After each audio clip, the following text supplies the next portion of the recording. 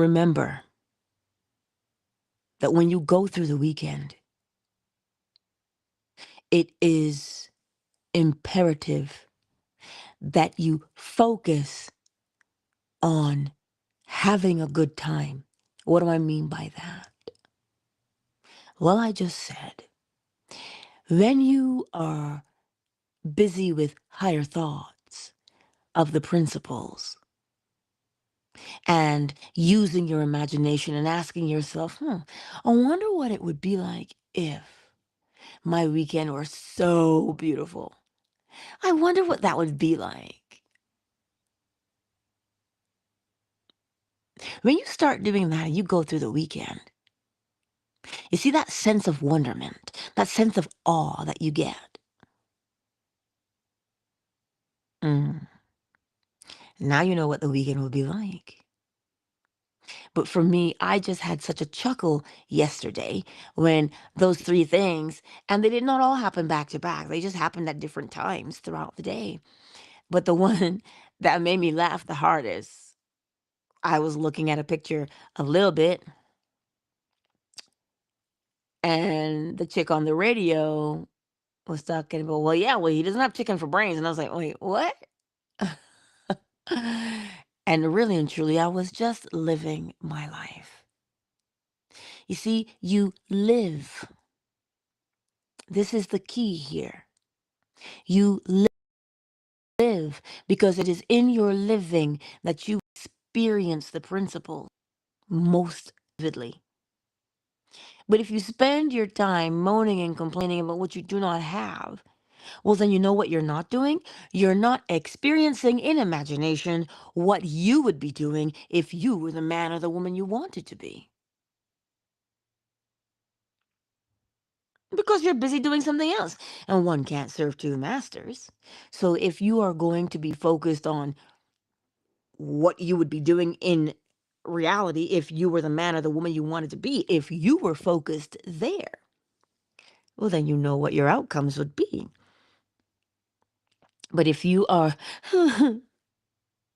if that's you, there's nothing wrong with crying. Don't get me wrong, because crying is very good for you. Nothing wrong with crying. What I'm talking about is habitually complaining. You know exactly what I mean.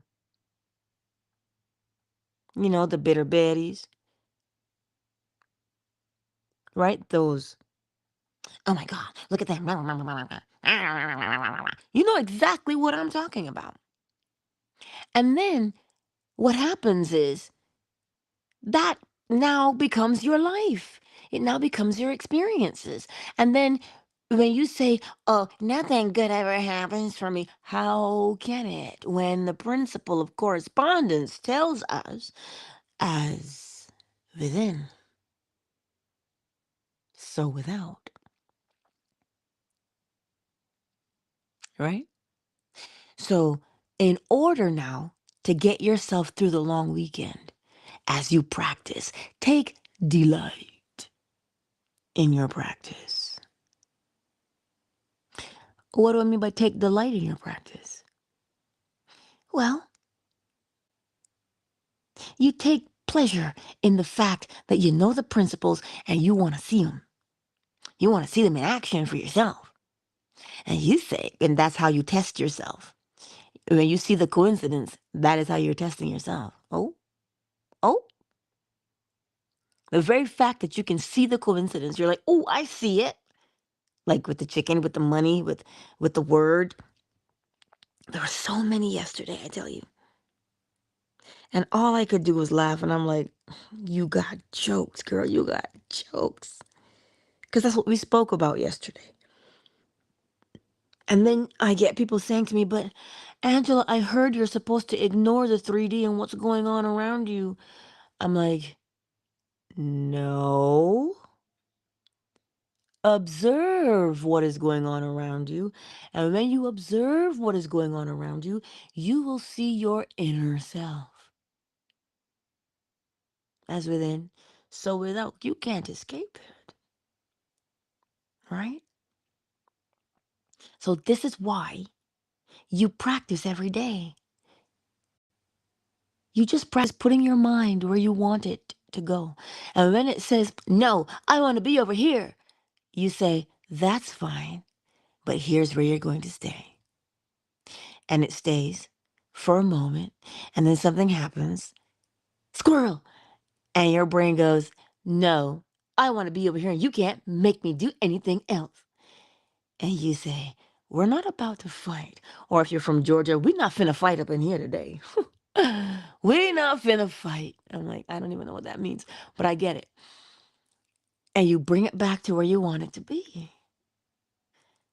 Until such time your brain goes, fine, I will stay where you put me. I acquiesce. And you don't do it by force because you can't force it. But what you do is continually guide it back to where you want it to be instead of allowing it to just run amok. Why?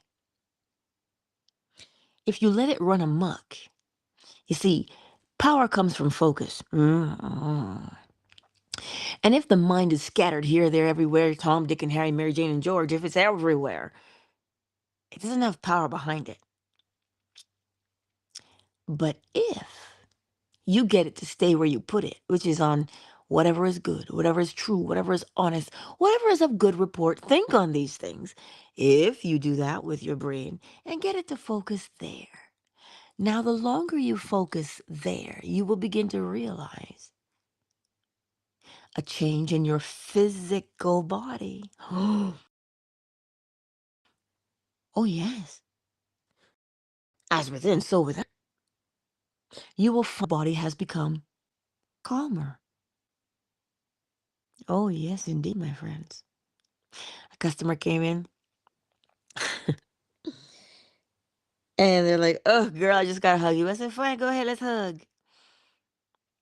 And then they said to me, see, I feel so much better already. I said, all right then. I said, well, you enjoy the night. And then the next person in line, I said, well, you need one too. I said, I see you looking at me. I said, do you need one too? Because allegedly I'm just giving them away. And they chuckled and she said to me, you know, well, every time I come here and you're on, you just make me feel good. And I said, well, because I feel good. you know, and it's just something, it's just the little things. When you walk in that headspace of your mind is just on not, right? If your mind is not there to complain, literally speaking, your body does not release those hormones of complaining. It releases other hormones, endorphin. Now, they say that if you hug for 21 seconds, you release, allegedly, that's what scientists say. 21 seconds.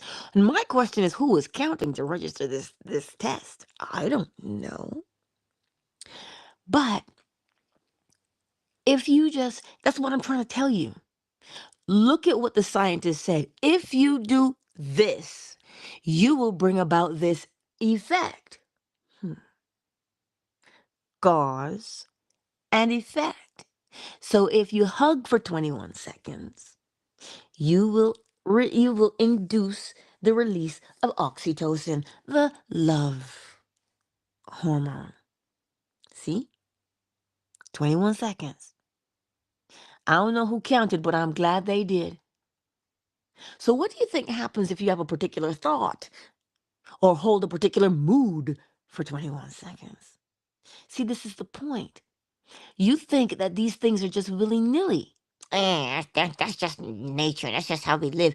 Yes, it is exactly how we live. It is exactly how we live. So if it is exactly how we live, well, then the key to your vibrant and thriving new life is to do it deliberately. That's the whole point. To do it deliberately. Not just a one-off. Oh, I want a new car, so I'm gonna just do these affirmations. Eh, eh, no. Live life. You don't mm, you want life to be smooth, tranquil, and beautiful. Of course you're going to get a little sprinkle of things in it because it is life, right? But for the whole, you're not swinging 100 degrees here and 100 degrees there and the drama. That's not what you're doing. You want something that is beautiful. You want a life that is beautiful, not one that is tumultuous. So you don't live by way of, I gotta make this thing happen today, gotta make that thing happen tomorrow. No, live a life in such a fashion that beautiful things happen for you on a daily basis and not out of coercion or technique, but because you've put in the practice to pay attention to what is happening around you so that you can see clearly of what's going on within you. And you think if your knee hurts, you think if your elbow hurts, that's not going to rectify itself. Well, how can it not? Whatever ails you can rectify itself if you give it the favorable conditions. That goes for anything. You can bring things on with your conditions, your mental conditions, or you can take them away with your mental conditions. It's just a matter of what is your present mental condition that you habitually entertain. You see, so that recap for the long weekend is real important. Because I know, because it's a birthday weekend, I know we're going to have a good time. I know we're going to laugh a lot. We're going to eat a lot of cake because I pick it up today. And so it is just one of those things. And every day that this happens,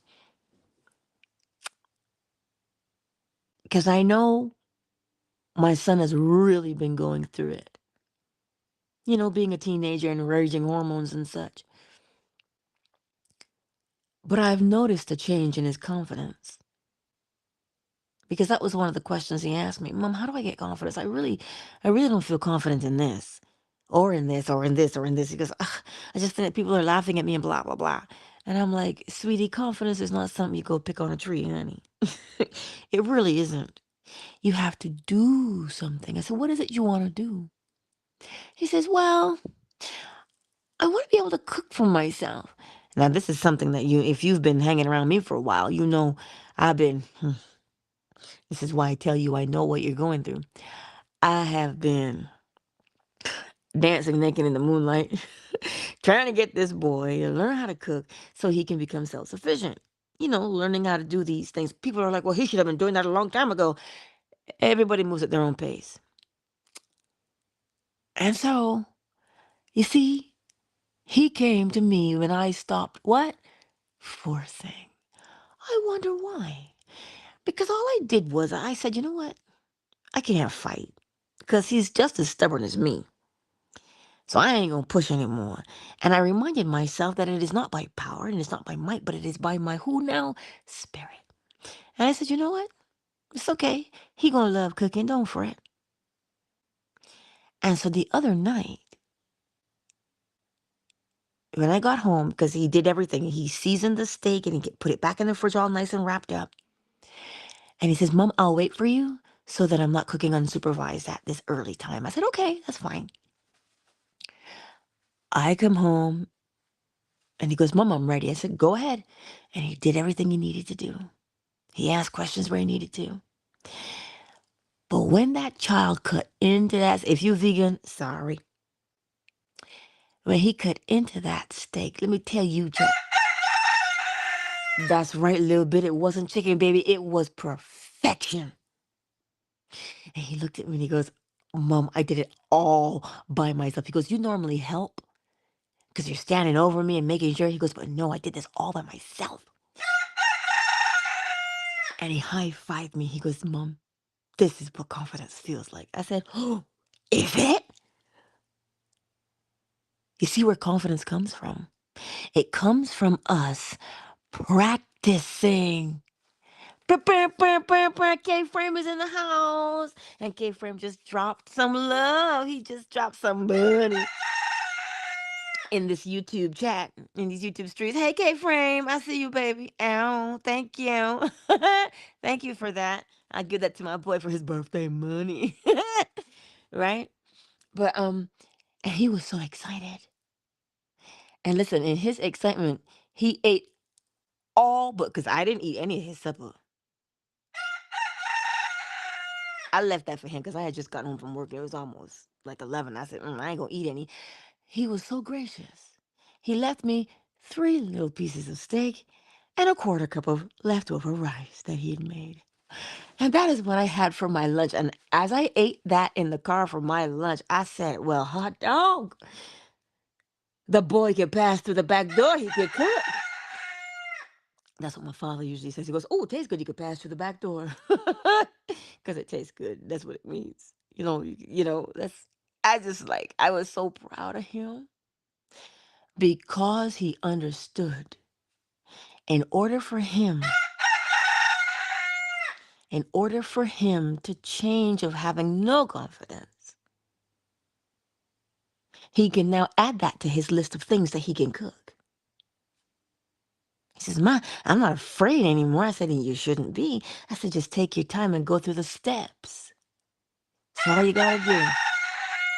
Just take your time. And he looked at me and he goes, because if I rush to brush, I'll waste the paint. And I was like, yeah. So you see, this is what happens with us.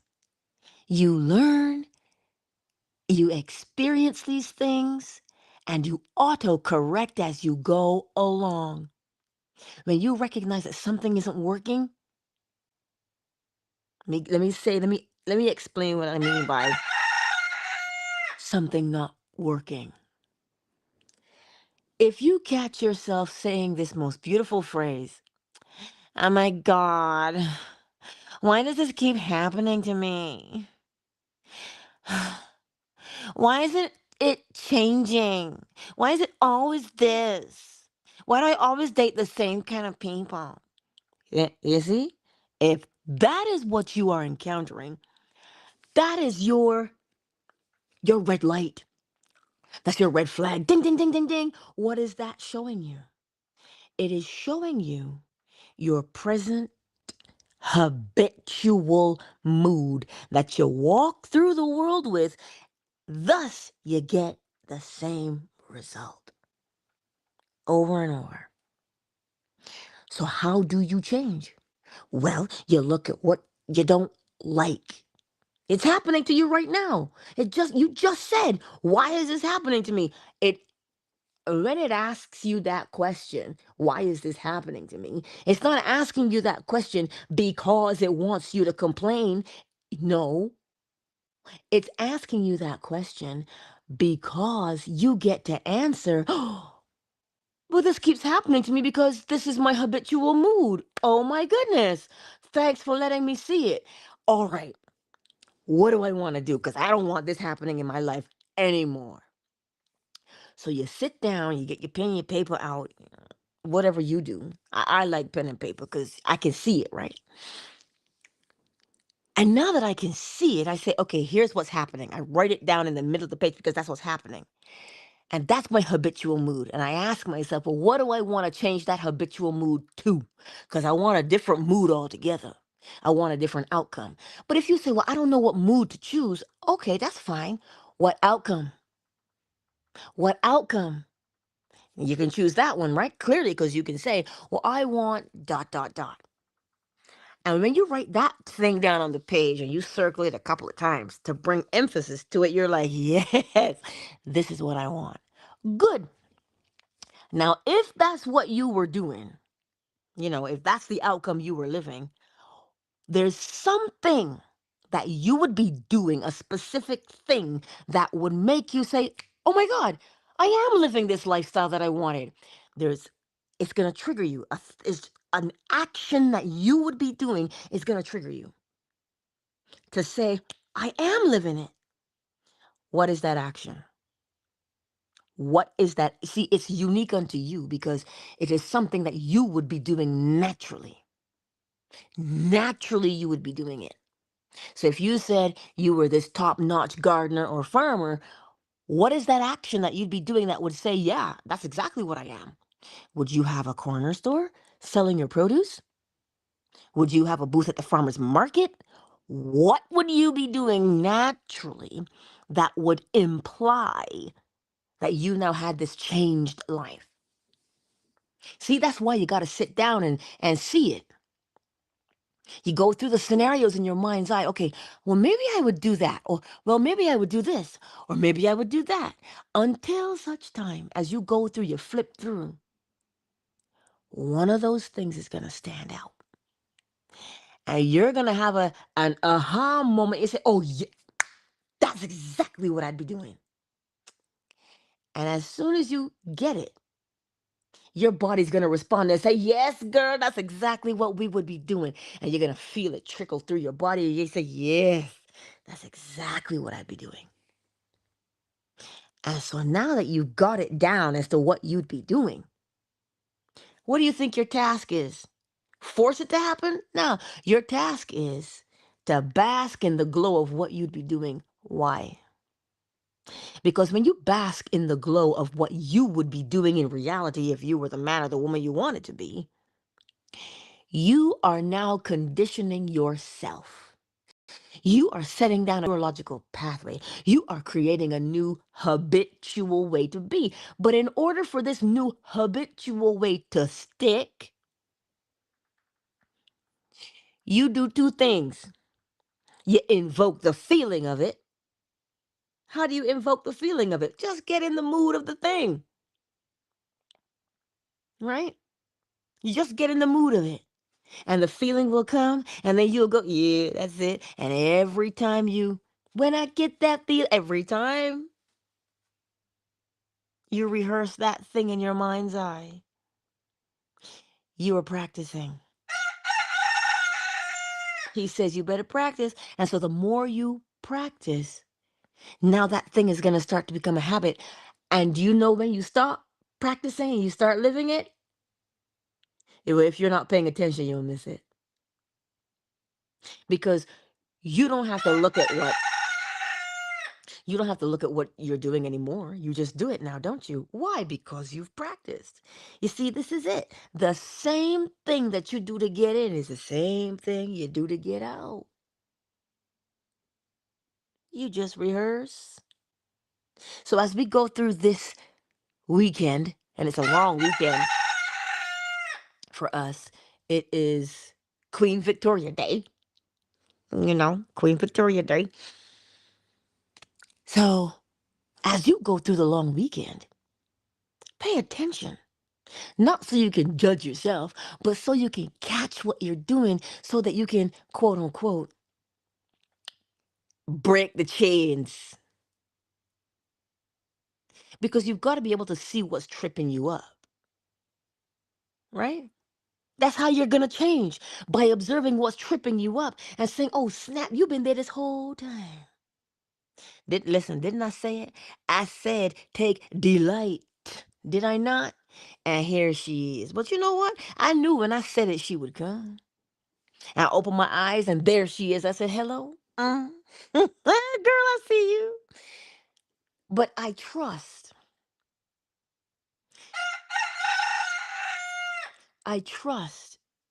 that it makes sense for you. And I know some of us are going through uh, serious issues at the moment. I know some of us are. But it is all a matter of where we've practiced putting our minds. If we have practiced putting our minds on what is good, what is true, what is honest, what is of good report, meaning you're thinking on higher things and you know that, well, as within, so without. I planted, I got to reap it. So let me be careful with what I plant. When you know that part, you can make your way through all situations, all of them. This is what I'm reminding you of this morning. There are inevitabilities, right? Because it's polarity. We're moving through stages and we always will move through stages. You do not allow the stage to overwhelm you. You recognize it for what it is. It is a stage, it is a phase. And what are you doing? Moving through the stage because you cannot remain at the present stage. Why can't you remain at the present stage? Because the principle of vibration tells us everything moves, nothing stands still because it cannot. Nothing stands still, which means you are not standing still either. Even though it might look like it, it just means you're doing the same thing you've always done instead of doing something new. But you're not standing still, you are doing. And why are you doing? Because you be. Oh, you are being. So to show yourself that you are being, you end up doing what you be. I know it seems grammatically incorrect, but it is not. You're only doing what you're being. So if you say I am, that's the being. So what are you doing? And it'll tell you who you say you are. It'll show you. So this is why the principle of correspondence, as within, so without, is important for your observation on a daily basis. That's what this recap is for, to give you the boldness. And you see, the boldness will come out of the excitement. It really does. You you know how good it feels when you've accomplished something. Really and truly, you know what that feels like to you when you've accomplished something. And you say, "Who it feels so good." I'm the man. And you pop your collar, right? You know how good it feels. And we love to feel that way, do we not? So what do? You do it again, and you do it again. Thereby, you get boldness as a result, because that confidence to help you be bold comes from what? Doing what you say you are, doing what you're being. So you see, the pendulum, as it swings, always comes back, which means good, bad, or indifferent. Whether you spend the time complaining, you know what to expect. But Angela, I only complain because I need to be heard and these things aren't changing. Yes, I understand why we complain, but I also understand the result of complaining. Because as within, so without. But you see, we want to be justified in our complaining. Hmm? We want to be right. We want to be justified in that complaining. I have the right to complain. Yes, yes, you do. I can't take that from you. You have the right to do whatever it is you want to do. But do not expect that if you hold within your bosom your right to complain, that you will not have the experiences that cause you to complain. At some point in your life, you're going to have to choose your right and justification or a good life. Hmm? But I'm just saying, at some point in your life, you're going to have to choose. You know? And seeing as we're here, well, let's talk about it because I know how sometimes we're going to step on these bunions and corns in here today. Yeah, because somebody said it to me in passing. I forget where I was, but they said it to me in passing. And they were like, "Yeah, Angela, you don't get it. You don't get it. You don't know what it's like." And I'm like, "What do you mean I don't know what it's like? I'm living." They're like, "Yeah, but it's so hard to forgive." And I'm like, "It is." And I was like, "So what? I never had to forgive anybody in my life?" I said, "Listen, and I'm gonna tell you the same thing I told them. Forgiveness." Actually, it was somebody who came into the store, but I digress. Forgiveness doesn't have a single thing to do with the person who hurt you. No, if you can imagine, if you will, you're walking along and you have this bag and it's real heavy. It's super duper heavy. Unforgiveness. And you can barely breathe. You just toting this thing and it's so heavy. And you have the desire to put it down. You keep hearing, why don't you put that down? And you're like, no. If I put it down, it means that I have forgotten, and then somebody will do it to me again, so I can't put it down. I needed that as a reminder. Now, that heavy bag is not physically a heavy bag. It is a psychological one. And as within, so without. You've got this big, heavy feeling, and you're walking with it in your bosom. As within, so without. Nobody knows it's heavy but you because you're the one carrying it. But every time you get around people, you start chipping away at it and throwing it at people so they can help you carry it because you don't want to carry it by yourself. Mm. May I remind you, it is yours. I don't want to share it. Hell no. You think I don't have heavy bags to carry too? What I'm trying to encourage you to do is this: put the bag down. Why? Because it only exhausts you. It does not exhaust anybody else. Of course, unless they're going to try and help you carry it. It exhausts you because you are the one carrying it. But it's my right, Angela. I know. It wasn't right what they did. It was quite vile, actually. It was. But the question is, do you want to be free? Or do you want to be slave to your justification?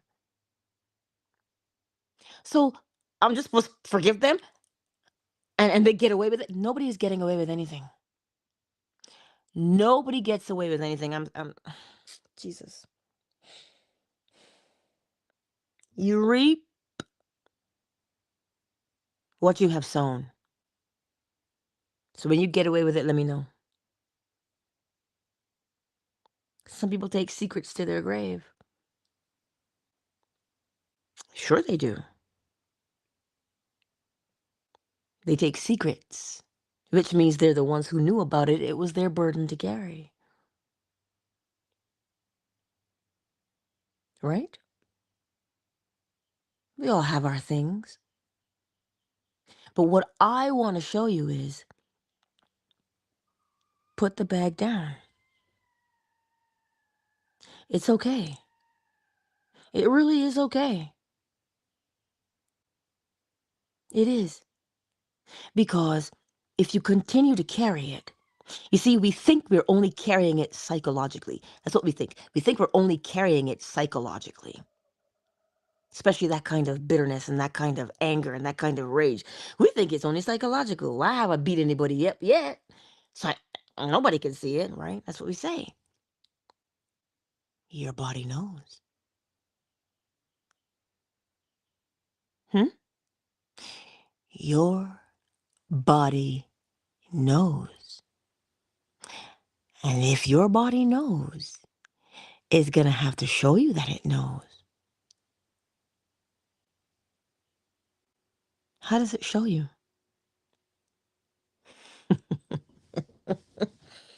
We think ailments magically appear out of thin air. They don't appear out of thin air. They show up because of what is inside. What manifested in the body? Mm. Oh, I can tell you. You walk around with that resentment to your mother. Walk around with that resentment to your daddy. Oh, walk around with that resentment to anybody. It's inside your body. And you complain about that thing inside your body all day. Not knowing all the while that it is there because of you. Wait, let me make that a little sweeter for us to swallow this morning. ray of sunshine, hugs and kisses to you too, sweetie. Hugs and kisses to you too. Enjoy the beautiful long weekend and remember to practice. See, it is. Let me make it a little sweeter. You don't have to walk around with it anymore. Walk around with the knowledge and apply the knowledge of the law, and you will change your life.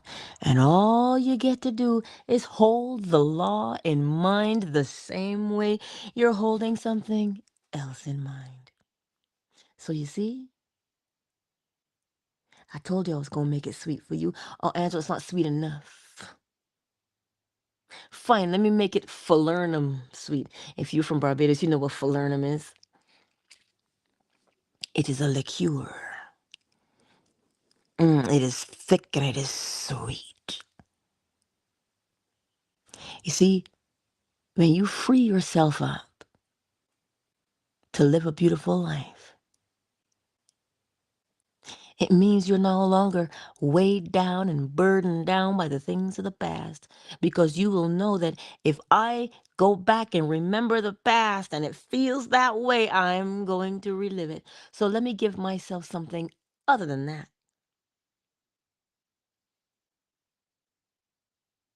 Let me give myself something other than that to ponder.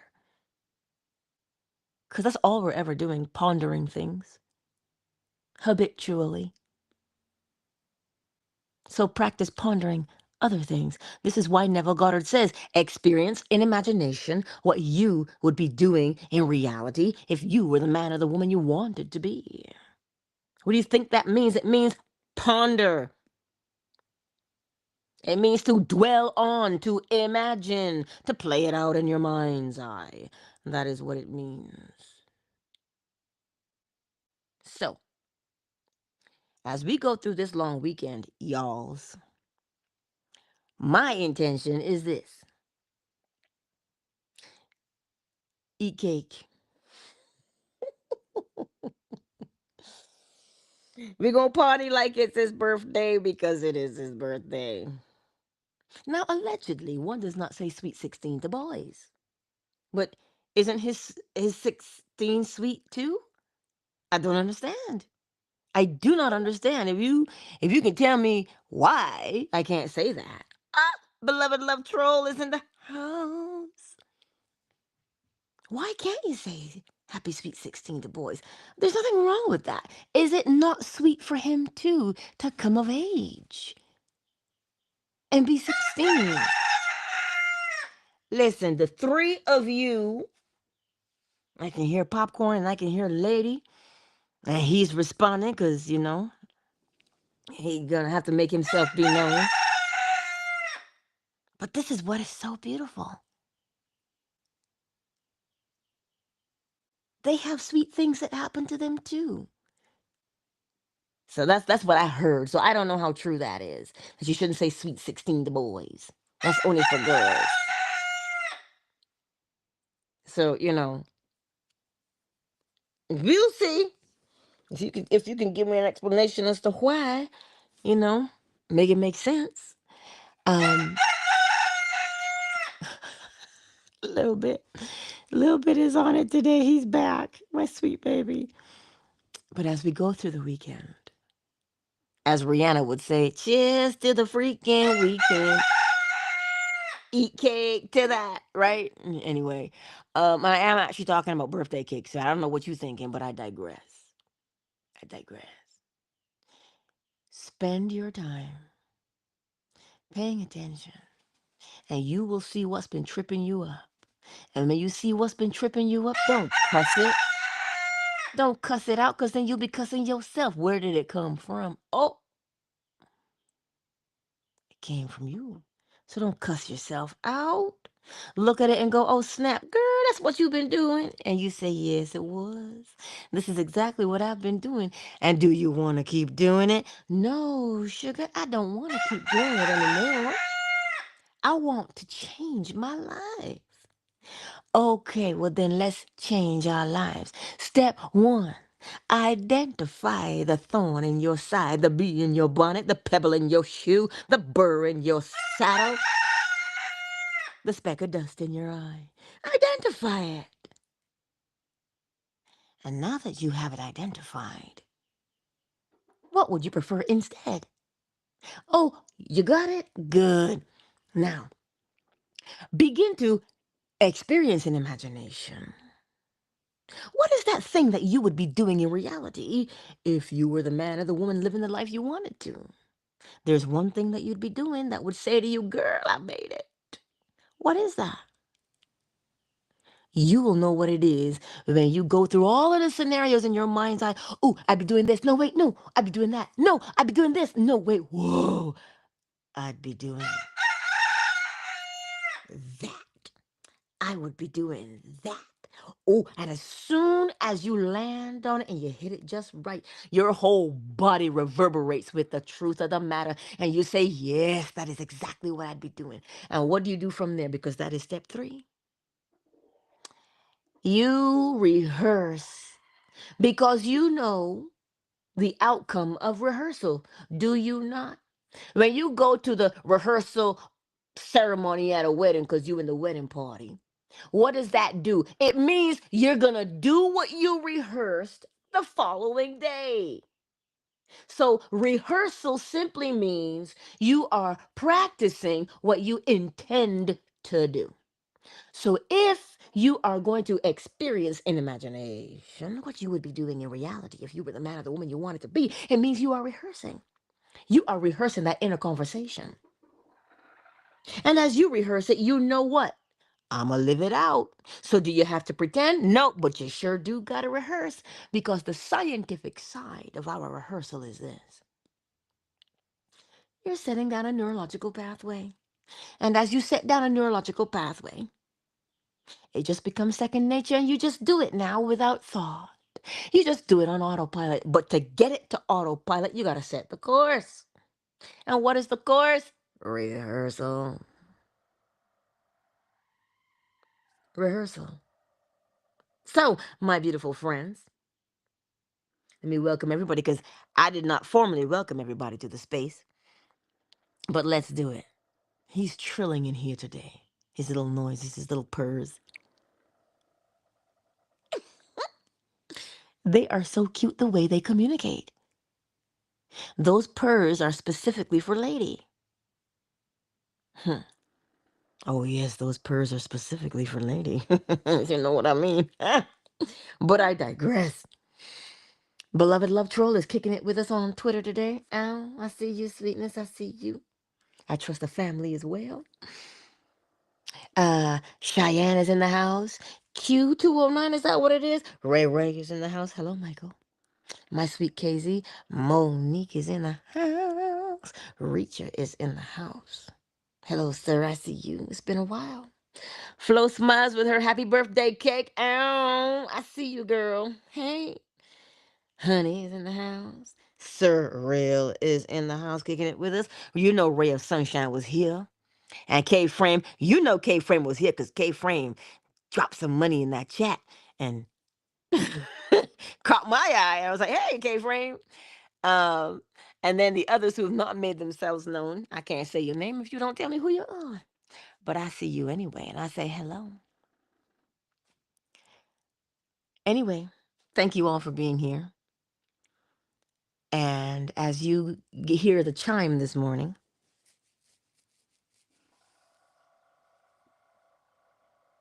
I don't know if you guys can hear him, but he's trilling. That's the noise of the trill, but it's really beautiful. As you hear the chime this morning,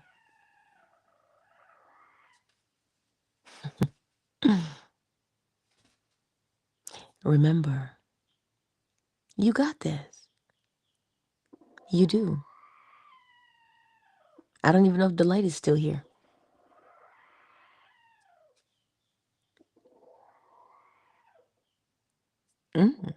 Ray Ray. I was reading the chat. Forgive me. Let me get the chime. Let me get the chime. And as you hear the chime this morning,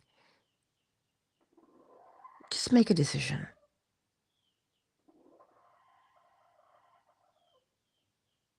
Make a decision. I'm sitting here. Sorry, I'm intrigued by the noises that popcorn is making. You guys can't hear popcorn, but I can. They're actually talking to each other.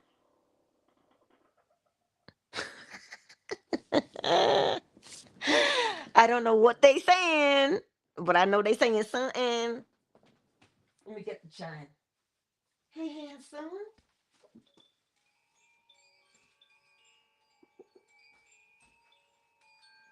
You want some of that?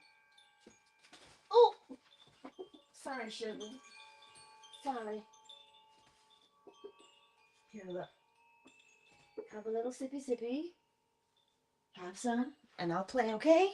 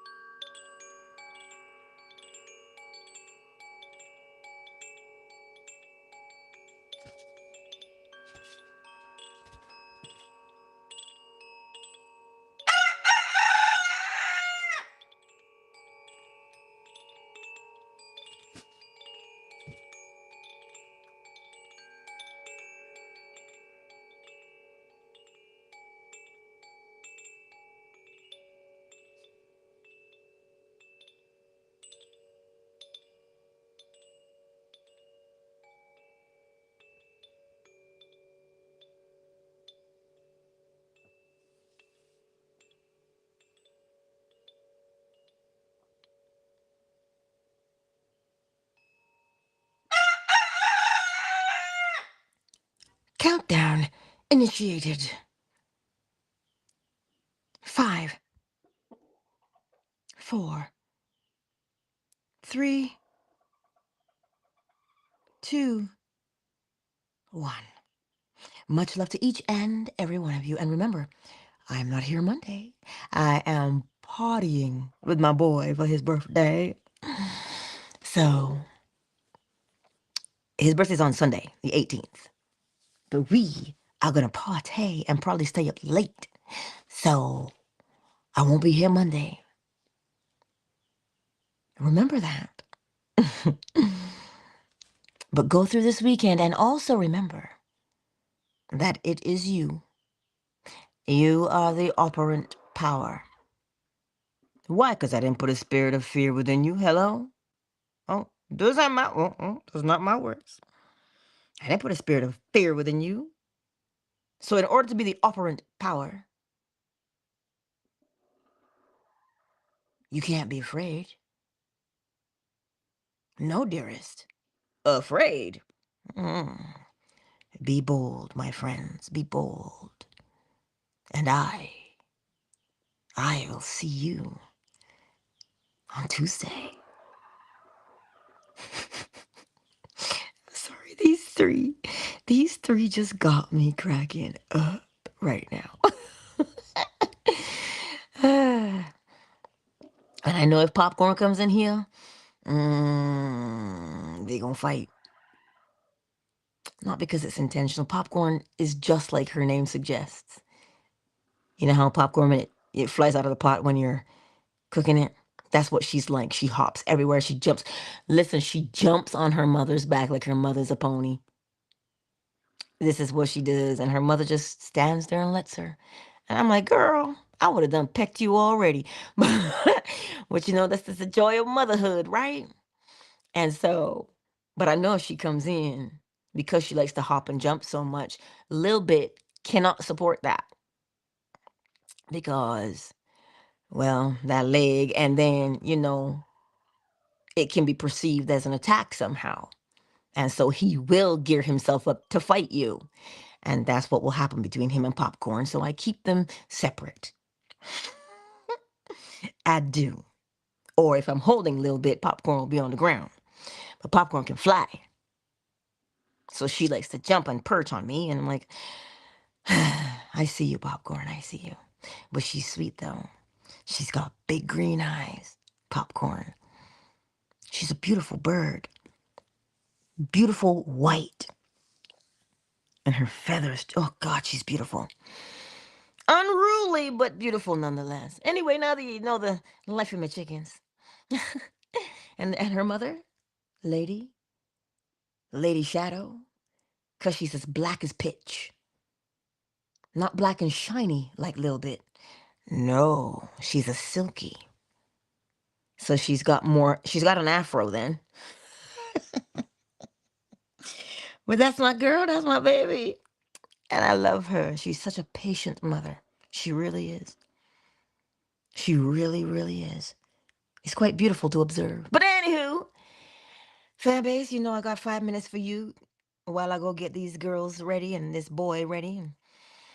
Good morning. Yeah. Good morning. So that's it, y'all. Peace out, YouTube, Facebook, Twitter, Good TikTok. morning. Beloved Love Troll, there you pop back in, baby. I'm just about to close this room. But anyway, Beloved Love Troll, send me a DM. We're supposed to do something together, are we not? We were, and I got so caught up with work. Can you message me and let me know? You do it and invite me and I'll be there. Okay, can we do that? Let's do that. Let's get her done, sugar. Let's get her done, okay? Yeah, I'll be looking for that DM. I'll be looking for that DM. All right, y'all. Peace out. I'll see you Tuesday. Tuesday, I'll see you. Let me close